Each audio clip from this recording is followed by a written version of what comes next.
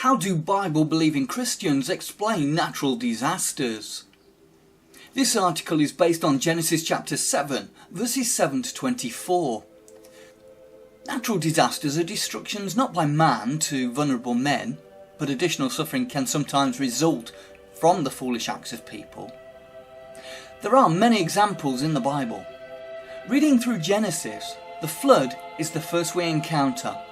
The details are recorded in Genesis chapter 7 and verse 11 and Genesis 18 verse 22. So why did God flood the earth? Have a look at Genesis chapter 6 and verses 1 to 7.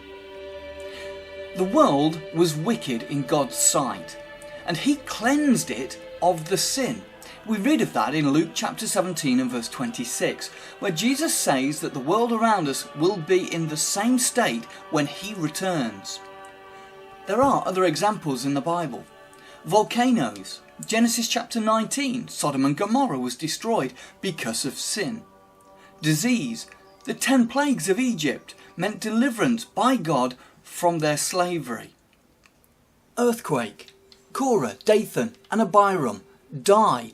The rebellion is crushed against God. Numbers 16. Famine. In the days of Ahab in the 1st of Kings chapter 16, when God brought about a drought of 2 years after Elijah prayed. So why then does God allow suffering?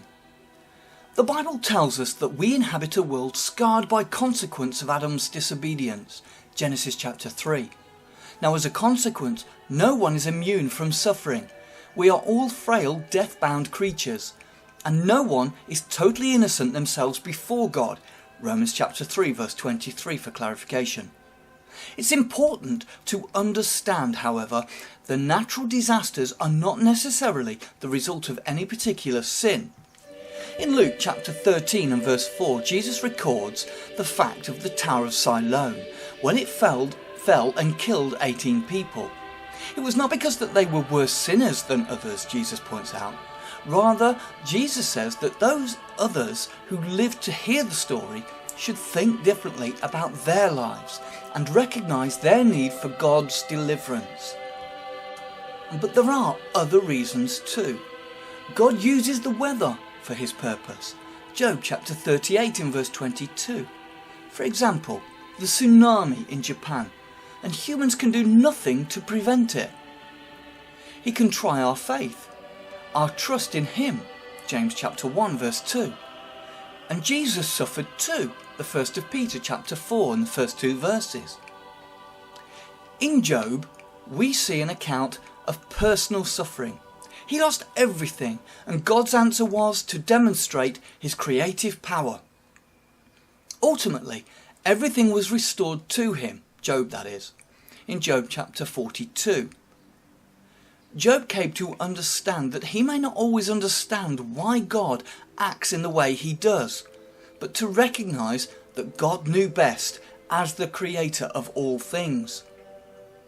Luke 21 and verse 25 to 26 suggests natural disasters will herald the coming of the Lord, and Zechariah 14 and verses 1 to 6 is the knock-on effect of this. Does the Bible teach eternal suffering? No. Revelation 21 verses 1 to 4 and Isaiah 25 verse 8 give pictures of the future when suffering will be removed. In God's kingdom here on earth, the message of the Bible is clear. To escape the suffering of this life, from whatever cause, we need to think differently and turn our ways to God. Luke chapter 13 verses 4. Obedience to God's commands is essential for salvation. Romans chapter 15 verse 18 and Mark chapter 16 verses 14 to 16. This article was provided by Nicholas White, who meets with the Pershore Christadelphians, and was read by Art Courtenell. For more information on this or any other subject you find on our YouTube channel, please contact us through www.bibletalksrugby.org.